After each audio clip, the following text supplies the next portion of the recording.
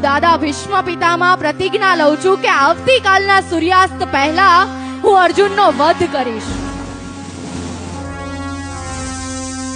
આ તરફ દાદા ભીષ્મ પિતામહે પ્રતિજ્ઞા લીધી છે અને બીજી તરફ પાંડવોની શિબિરમાં હાહાકાર મચી ગયો છે. કૃષ્ણને ખબર પડે છે કે ભીષ્મ પિતામહની પ્રતિજ્ઞા છે અને જોવા નીકળે છે.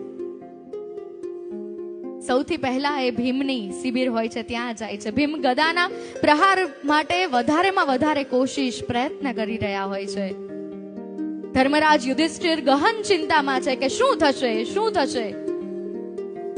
નકુલ અને સહદેવ પહેલેથી ઔષધિઓના ઉપચાર કરી રહ્યા છે કે કદાચ અર્જુનને કંઈક થઈ જાય, કદાચ અર્જુનને કોઈ ઘાવ વાગી જાય તો આપણી પાસે ઔષધિ તૈયાર હોય. બધા જ ગહન ચિંતામાં છે પણ ફક્ત એક માણસ ખસખસાટ સૂઈ રહ્યો છે.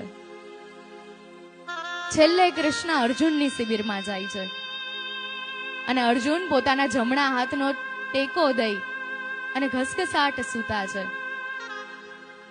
કૃષ્ણ એને જગાડે છે અને કહે છે કે તને ઊંઘ કેવી રીતે આવે છે? આ ભીષ્મ પિતામહની પ્રતિજ્ઞા છે અને વિફળ નહીં જ જાય. કાલે તારું મૃત્યુ થશે અને તું સૂઈ કેવી રીતે શકે? ત્યારે અર્જુન હસીને ફક્ત એટલું કહે છે કે માધવ તું જાગે છે ને, હું એટલે સૂતો છું.